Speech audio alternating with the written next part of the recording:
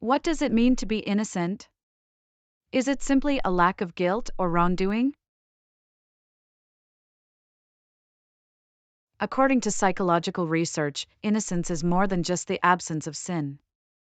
It's a state of purity, naivety, and a lack of experience with the complexities of the world. In literature, innocent characters are often portrayed as virtuous, childlike, and untainted by the harsh realities of life. Think of Scout in To Kill a Mockingbird or Lenny in Of Mice and Men.